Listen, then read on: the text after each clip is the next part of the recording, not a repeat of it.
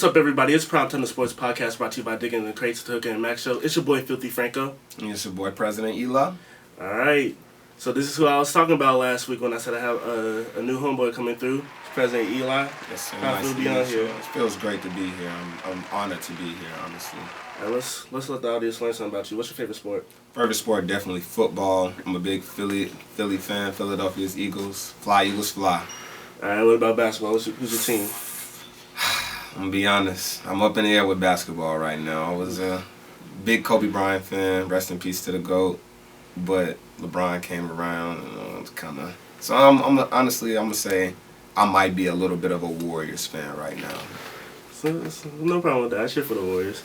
I'm mainly a Hornets fan. But you know, it's funny, my little brother's going through the same thing. Lakers was his favorite team till LeBron came. But yeah, I mean, shoot, they doing good enough, you know. LeBron might earn your respect now. Yeah, we can say that. He'll earn my respect. If he do it for Kobe, I can definitely respect that. So you follow baseball or anything like that? Do I follow? I try to keep up with baseball, but it's like I only get into it right when the playoffs come in. So I really have no particular team that I actually watch per se. Just whatever game comes on is what I watch. I feel that. Yeah, you know, my team is the Nationals, but I do not watch baseball. 9 innings, 162 games.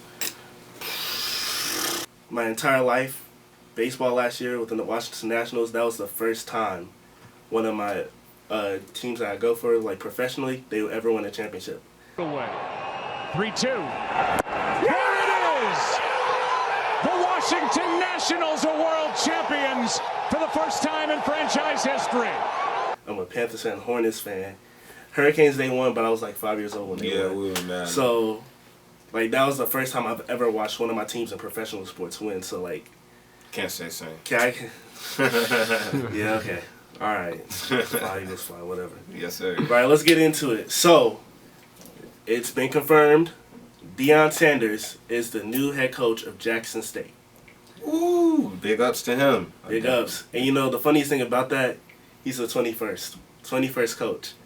Everybody knows Deion Sanders. Number 21. Number 21, he's the 21st coach. Very ironic. So that's pretty cool. That's pretty dope. He's got some huge competition coming to the SWAC, which also it's got some huge ramifications for the MEAC, actually. Yep. So everybody knows that, you know, A&T and FAMU, they both ditched earlier this year. This will be their last official year in the MEAC.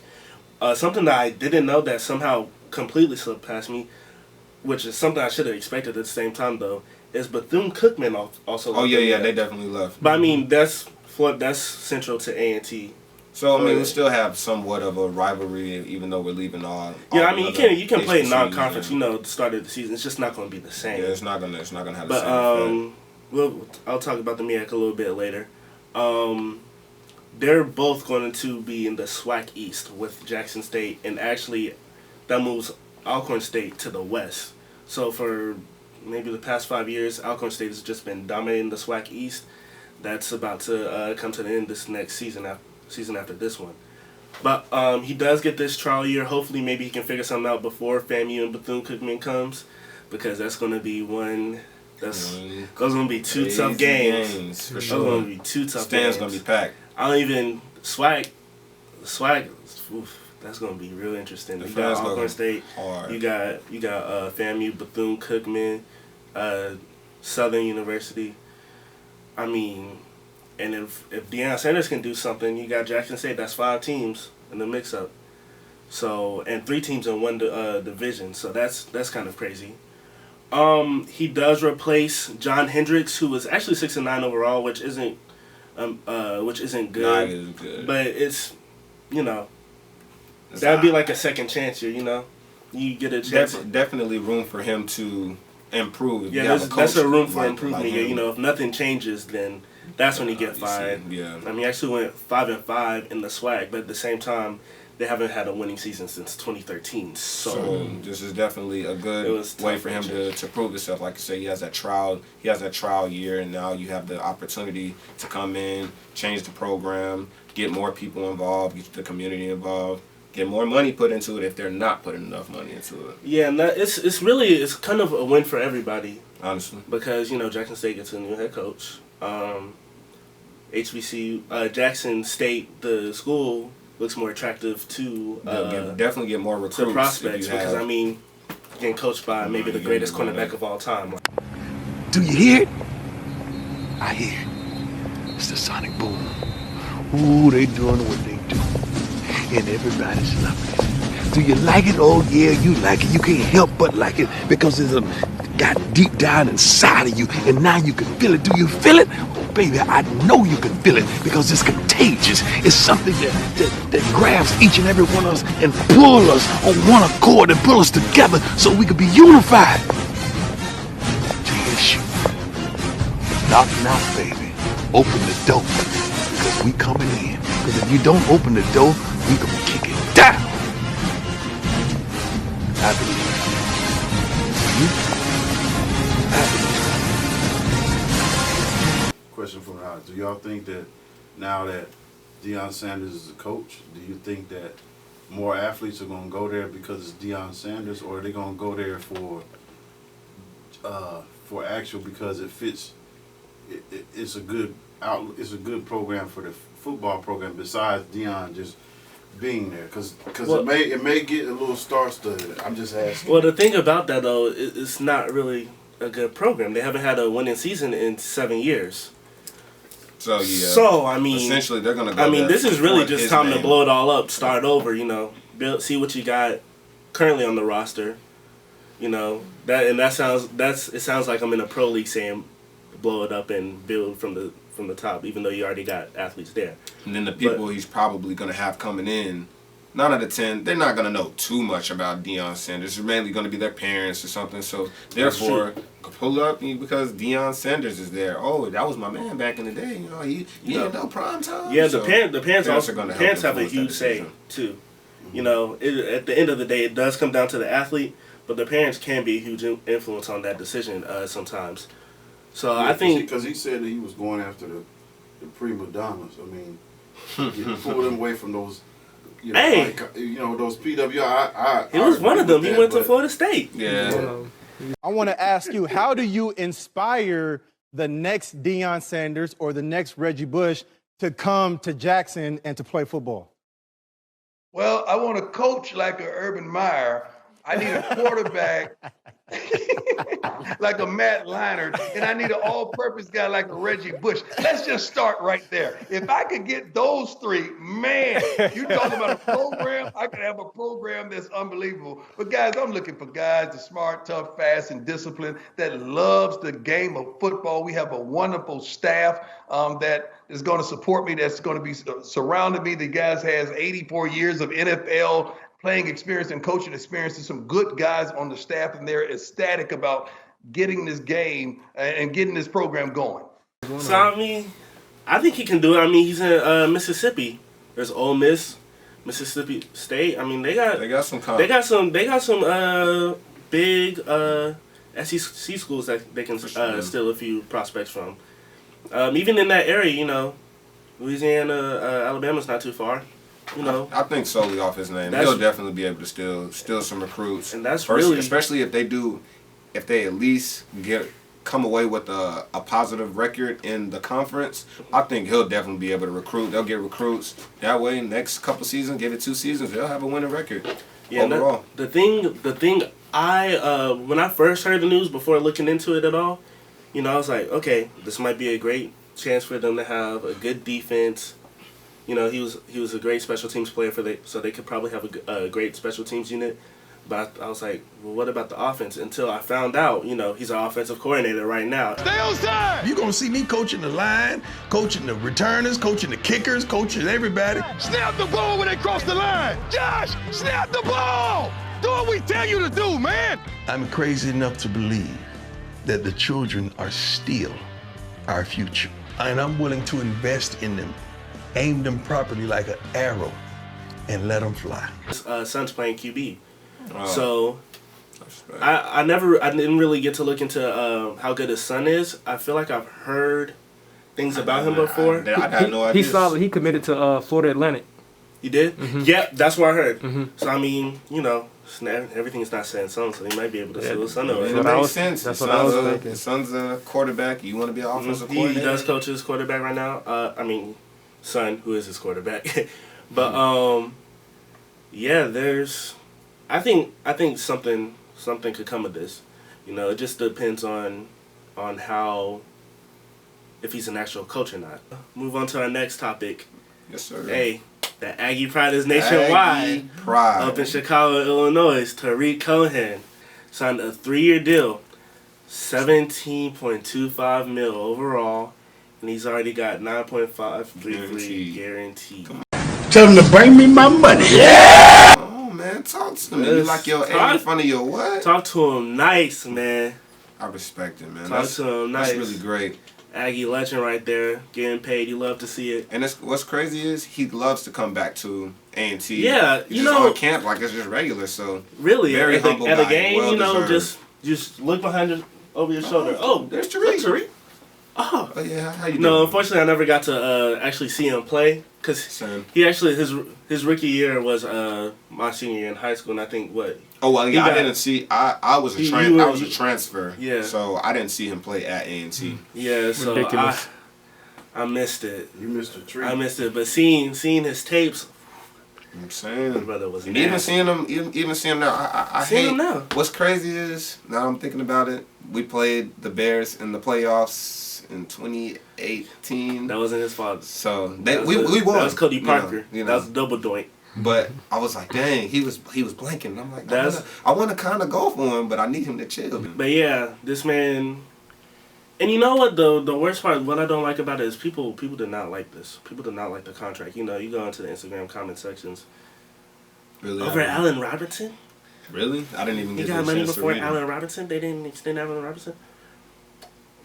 Dude, like you gonna sign who you can. Like, when you have matters and, like, contract matters you need to attend to, you got to attend to it. Like, because Allen Robinson is yet to happen. But, like, if you say, hold on, we're going to wait on what Allen Robinson says before he signs you, that kind of alienates the player.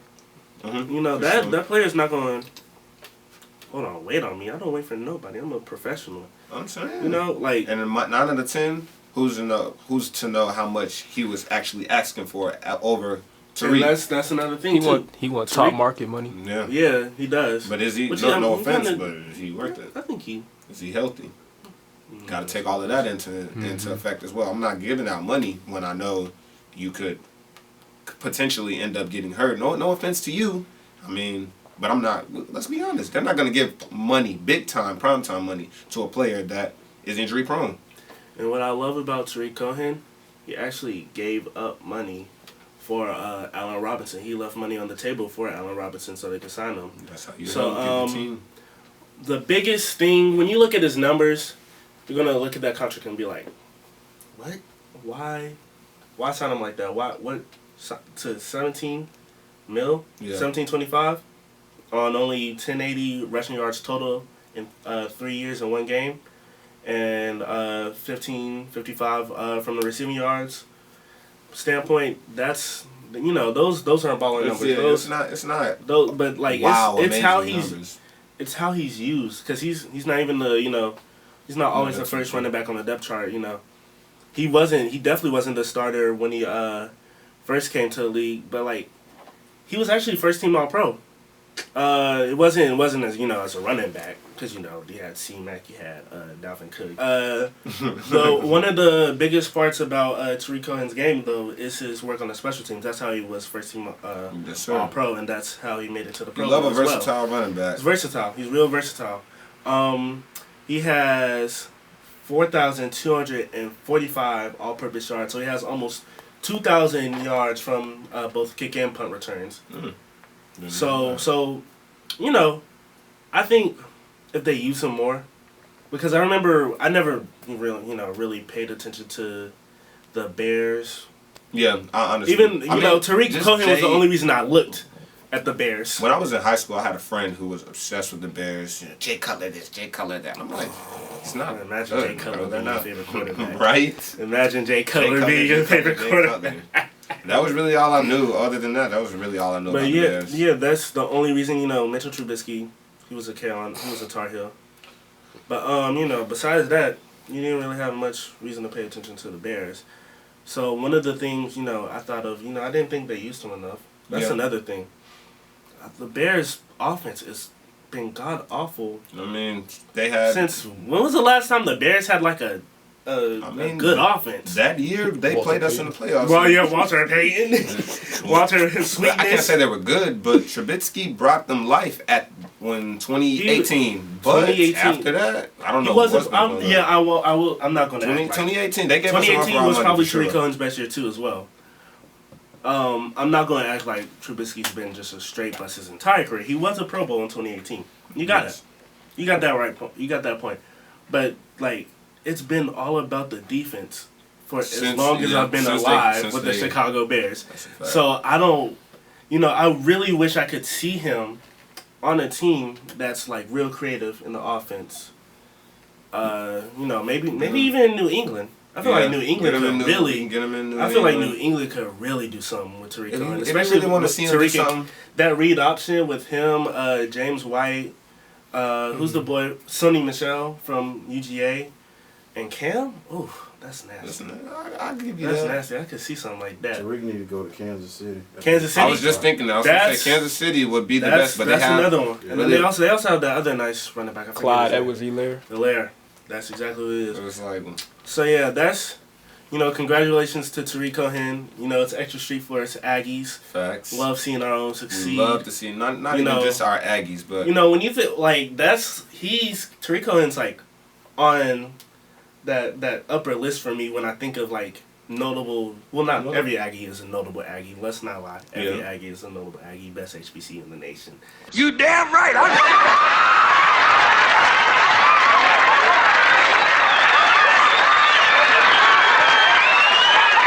Listen, we all notable Aggies for sure. But in the fame wise, he's up there.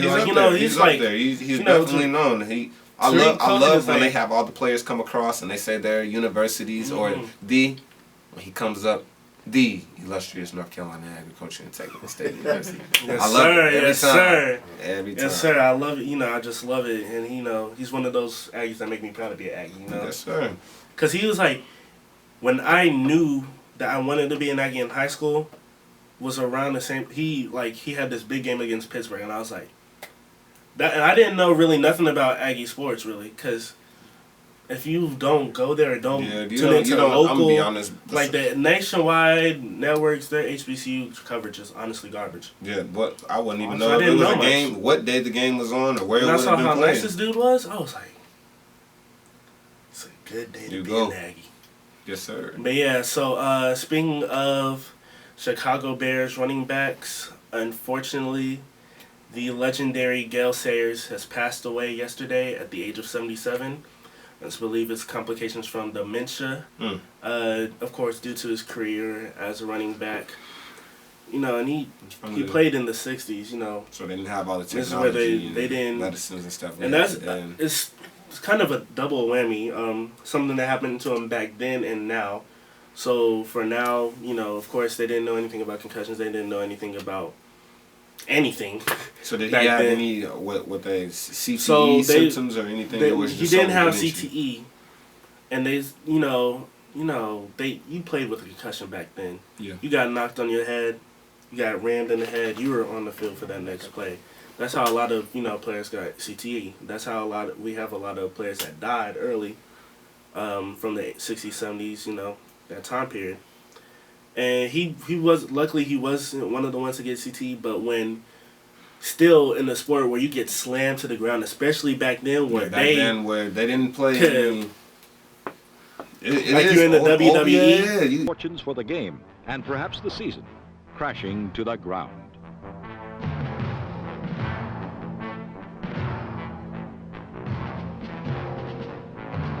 Any remaining hopes. He's gonna get hit with the spine buster. Well, I actually found out though, like the doctors, believe his brain was shaking every time. During those hard hits. Those are concussions. Which eventually led to his dementia. I think he was diagnosed at least 4 years ago. He's been living with it for a minute now. He really struggled with even signing his name. Wow. So and the scary thing about that, he played 6 years. Wow. He didn't have a long career. Have a long career at all. And then what I mentioned about the double whammy back then though, is that his career got cut short because of injury. But the thing about that is, if they had the surgical techniques that they have today, a lot of the injuries that our players face today, back then, were career enders. Yeah. But, today they'll, be back next year. We had, like, 2 or 3 players tear their ACL. And still make this past week, and they're going to be back next year. Saquon Barkley. Yeah. He's going to be back next year. Next year. Nick Bosa, not Joey. Nick Bosa, he's going to be back next year. Like, I didn't know Nick Bosa tore his ACL. Nick Bosa tore his ACL. Yeah. Them injuries are a killer, especially in the NFL. And, if Gale Sayers played today, not only would he be one of the greatest players, he's still, even off of 6 seasons, one of the greatest players in NFL history. But if he played, today, he'd probably be hitting, Barry Sanders, Emmitt Smith numbers. When you think of a player whose career got cut short due to injury, it's Bo Jackson, but really, that's because people don't really know about Gale Sayers. If people knew about Gale Sayers and how nice he was, they would understand. It's a tremendous he's loss. He's 4-time Pro Bowler, 5 first-team All-Pro, comeback player of the year after injuries, record-breaking rookie year. He was the rookie of the year. Led the league in rushing yards twice. All-decade team, 75th anniversary All-NFL all-time team. 100th. He was last year was the 100th season. Yep. On the team. Has his number retired. Even in college, he's prolific. He just had his number retired too? No, he didn't just have it, but it's retired. And that's funny because football, you don't really see numbers retired. You don't see numbers in the rafter. You see ring, and I guess Hall of Honors, the Ring of Honors that they be having. I guess those are technically jersey retirements. Mm-hmm. But yeah, even in college, he was prolific. He played for the Kansas Jayhawks. His numbers retired with them. He was a 2-time All-American, consensus, 3-time All-Big 8. Big 8. Hear the words Big 8. What is it? Does that sound like anything? Big 8. 12. Big 12, man. He played when the Big 8 was the Big 12. I mean, Big 12 was the Big 8. Now I see what you're saying. Yeah. Big 12 was the Big 8 back then. Yo, yeah, that's wild. Yeah, so that's a little funny. But he was 3-time All Big 8. So he was just prolific. He wanted to go to University of Iowa, but coach wasn't even giving him the time of the day. He didn't meet him. Yeah. So he was like, I'll be a Jayhawk. So I feel like we'll know. I'm sure a lot of our audiences are like older adults, so they probably do know who Gale Sayers was and know how nice he was. But this man, probably the fewest offensive yards in the NFL. Didn't even break 5,000 yards rushing. He had 4,956. But he averaged 5 yards per carry. Give me 18 inches of daylight. That's all I need. That's good.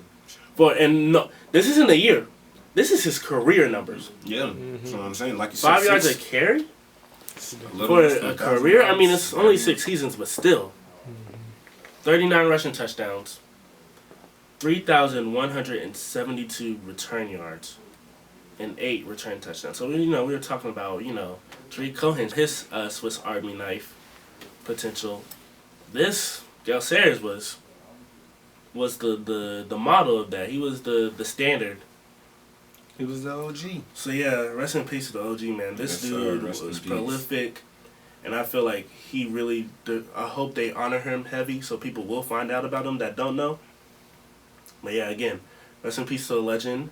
It's one of the things that I don't like about the NFL. They have not done enough for,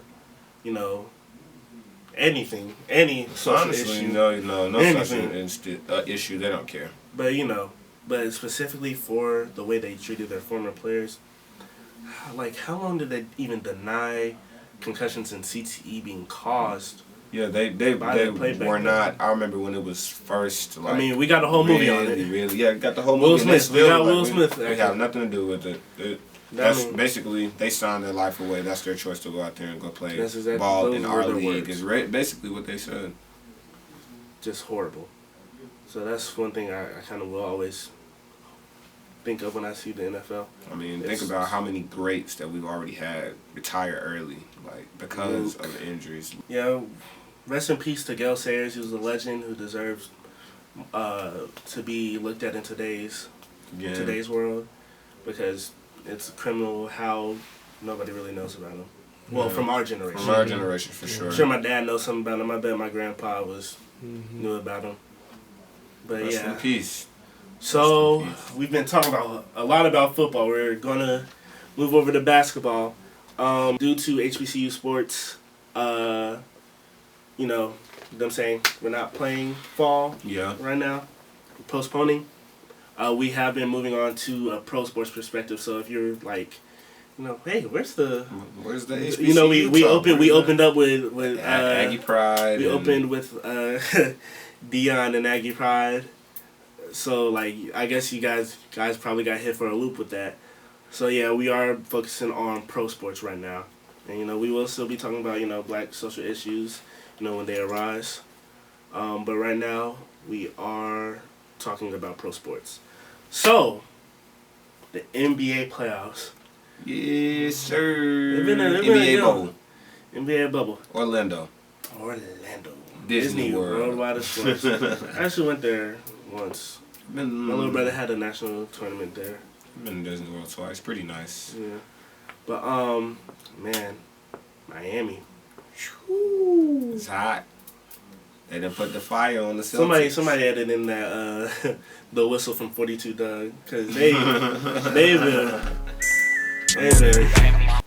been fire. Literally, Miami, they've been fire. You know, they got that logo for a reason now. They adding that heat to the Celtics, no cap. Burning them.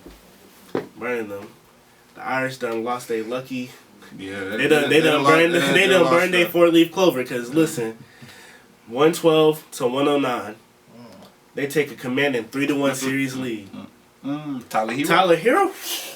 Now listen, I'm not gonna cap.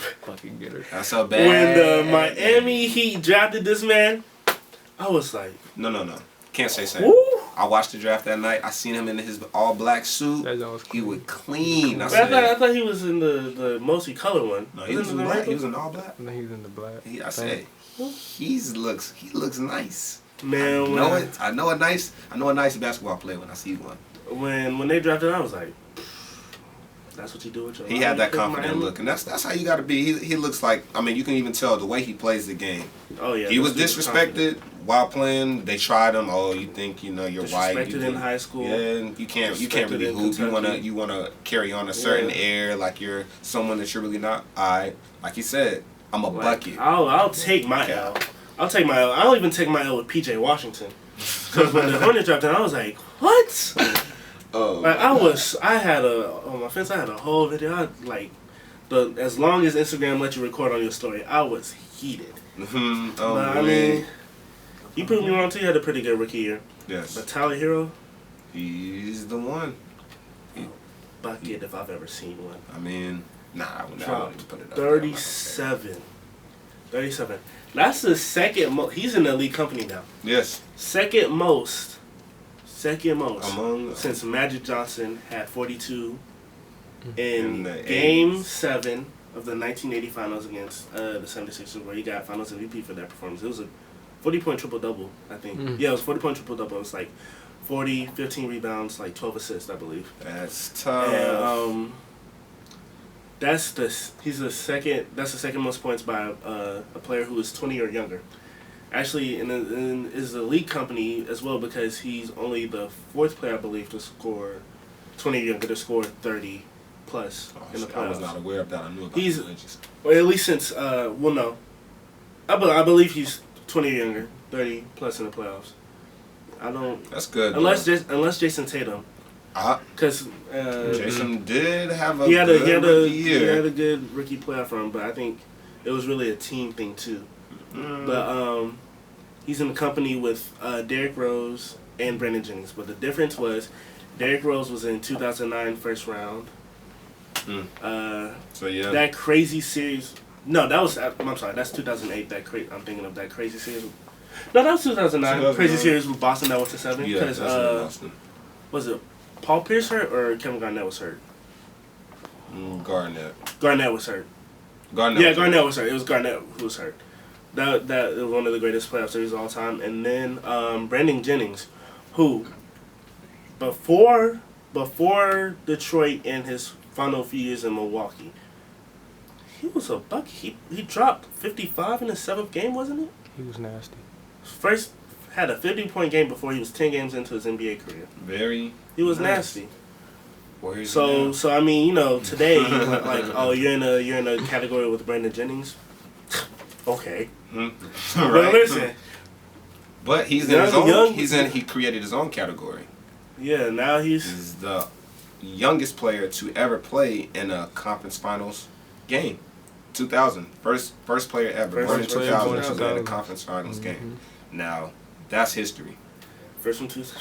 So next time we're gonna be talking about something like this is gonna be another 80 years from now. That's crazy. Like, you know, I used to play basketball and I was never like, you know, like that. But like, you know, I was pretty good. But you know, I wasn't, you know, I had no future. You wasn't Tyler Hero. I definitely wasn't Tyler Hero. Same. I didn't. So, you know, one of the things about watching pro sports and watching college and watching the draft, I was like, man, all these dudes older than me. I don't feel bad about myself. And then, like, I believe, like, 5 years, I think it was, like, 2014 when I started thinking, like, yo, I'm getting older. Soon people my age are going to be in the league, and I'm going to be like, wow. So now Tyler Hero, person born the same year I was, 2000, October 7, 2000. That's me. I look at Zion and John. Zion. I'm like, I'm 22. Well, Jaws. He's 21. I think he just turned 21. Mm-hmm. Yeah, Jaws was a sophomore, I think, or a junior. Sophomore. He was a sophomore. But yeah, you know, them 2000s kids, they in the league now. Now I'm watching people born after me about to get drafted, so it's just like, oh, okay, there are people my age. And then now we gotta look at it as... That was my dream at one point. They're living my dream. That was when I was These will be the guys that will be fighting to be the best player in the league versus all. And I'm the same age as them. Oh my God! Yeah, I'm the same age as them. And I'm so used to watching all of these other players my entire life. It's crazy. Yeah. Cause they coming in balling. They're not coming in scared of the older competition. The already established all-stars that we're used to seeing every year during the all-star break. Exactly. Those were grown men. These are people our age. But besides, let's stop making myself feel bad. 'Cause I feel bad. I feel bad. But so the other players on the court, we can talk about them. Bam Adebayo, straight hooper, and I'll take another L because when he was drafted, I thought he was the worst out of the big three in Kentucky, from Kentucky. Really? You know, Malik Monk, De'Aaron Fox. I still think De'Aaron Fox is the best. Oh yes. But you know, there's so many players in the West. Bam made All-Star earlier this year. But, big ups to him. But De'Aaron hasn't made it yet, and people might be like, well, you know, Bam ended up being the best, but I think De'Aaron's still the best. It's just he plays on the West. He just plays. The West is where the best point guards play. That's like. Besides Kyrie, Kemba, is there anybody else? There's nobody else. Maybe Devontae Graham, but Devontae Graham's not really there yet. Who robbed for MIP. I'll just say that right now. He was the most improved player. He went from G League to starter. Robbed. That's most improved over Luka, over Brennan, over Bam. No. They were all established players I got my bias for Brandon, man. No, but like here's the thing with Brandon Ingram. We knew he was going to have a career. But only off of the Lakers name. Because when you get drafted by the Lakers, it comes with a certain expectancy. But no, Brandon Ingram was still good. He wasn't... the Pelicans traded for him for a reason. He was the best player in that package for AD. Sure. Like, we knew Brandon Ingram was going to be good. And he was showing how good he was going to be. But... And Bam Adebayo, he was coming along... And Luka is Luka. Luka, all-time great rookie year. Already MVP caliber his sophomore year. Devontae Graham went from being a G Leaguer to a full-time starter, getting All-Star votes. I can definitely respect. If that's not most improved. That's not most improved, yeah. I feel it. Well, I don't know what it is. G League, yes. But off the subject, you know, I'm in the bio. When he got drafted, I was like, I don't like that pick. That's a bad pick. I was like, So that's 2 Miami Heat players who have been showing out that I didn't like them picking.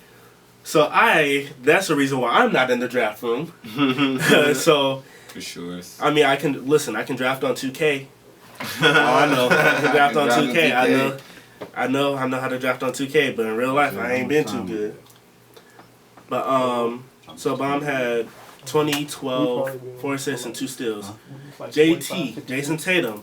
Now he didn't score in the first half. That's crazy. So it's like, on one hand, he did not score in the first half. That's horrible, you know. And he said that's on him. You know, that's probably really the biggest reason why they lost. They had that early scoring. They might have had a bigger lead. Or the Miami Heat might not have jumped out to the lead. Which, when they jumped out to the 9-point lead in like the second or third quarter, that was their largest lead of the series. Yeah. 9 points. They were up 2-1 at this point, and they hadn't had a lead larger than 9 points. That's crazy. I mean, so that's a good, on one hand, that's like competitive series. They've been fighting. Like this series, even though it's 3-1, we've seen the Nuggets do it twice, and all the games have been close. It's not over, even though that's what it could say. I think it's over. But that's, you could look at it and get that just... if you're a Celtics fan, you gotta hope they got the luck of the Irish. And that, like you said, that they can pull out the Nugget spirit and fight back. I have a friend who, he swears he wasn't watching the game last night. But he's a Celtics fan. Sorry, brother. But on the other hand, JT did have 28 second-half points. That's pretty good. That's pretty dang good. 9 rebounds, 4 assists, 3 blocks. 3 blocks. That's pretty good. And that's still. So Game 5 is tomorrow on ESPN. Will the Miami Heat go back to their first championship finals appearance since 2014? Since 2014. Since 2014, it'll be their 5th in the past decade. It's pretty wild.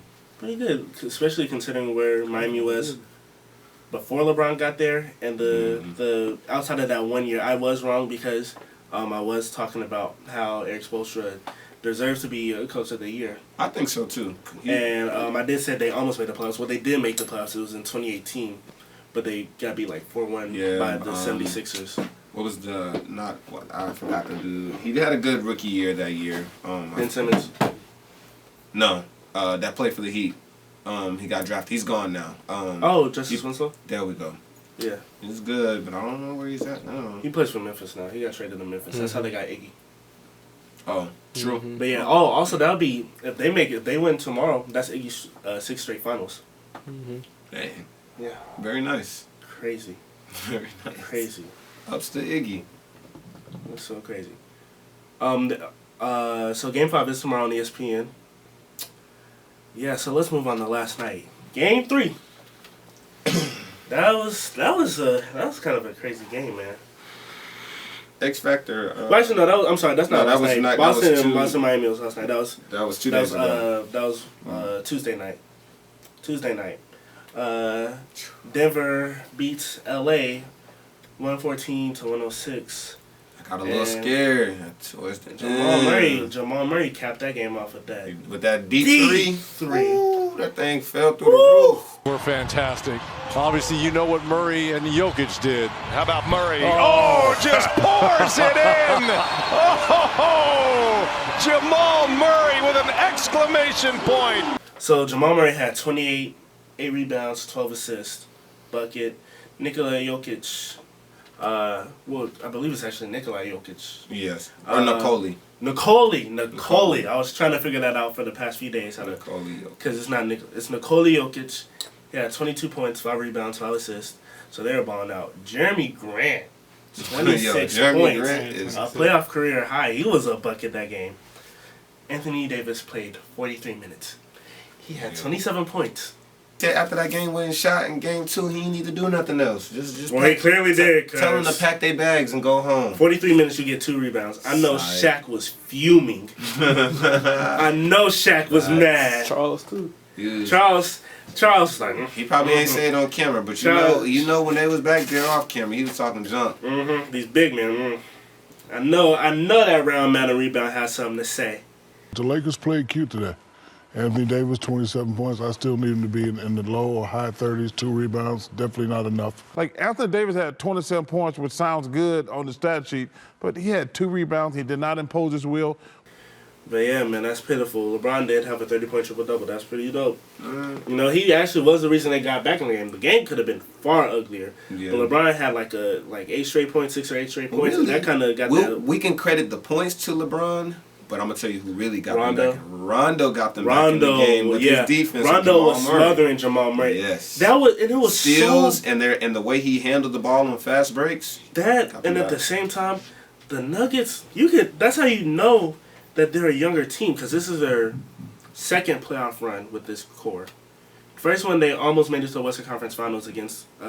they played the Jazz. No, it was the Trailblazers. They played... Oh, yeah, you're last right. year. You're right. That was like their first playoff run, and they almost... So, you know, that was against... That was like, you know, re-up this year, we got it. They're still young. Yes, I'm not saying they're too young to beat the Lakers, but that showed how young they were, because... At the end of the day, way they were championship playing, experience come over younger players. Because a few of them passes they were throwing, it was just like, why would you throw that? Yeah, they were throwing the lead away for sure. But yeah, LeBron had 30, 10, and 11. I don't know, man. I don't know. If the Lakers had won this game, you know, LeBron's path to the finals might have been easy. But you know, this Nuggets team, they're resilient. And, you know, AD hasn't really had those playoff runs where he had a bad game like that and had a bounce back. So it's looking. He's 27 points, but still, when you get 27 points and you, Anthony Davis, and you only have 2 rebounds, I'm putting that on the bad game side. I appreciate y'all for watching, but before we go, I do have something to say. Yesterday, the city of Louisville did come to a decision on the Breonna Taylor case, yes. And apparently, walls are more important than black lives. It's honestly pitiful. We're going to dip out on you guys. You know, I do have an email, and President Eli will be sending an email. So if you guys want to listen, you know, send in some takes, follow us on IG, subscribe to our YouTube. We will have the names right here. On the game. Is it there? It should be there. It's right there. I see it. But yeah, you know, it's good to be back. It's great to be here. Welcome, President Eli. Great to be here. I'm so glad that I'm here to be with my boy Filthy Frank, man. All right, man. It's Filthy Franco signing out. You guys have a wonderful evening. Y'all stay safe out there. Pieces. Peace. I said pieces. Peace.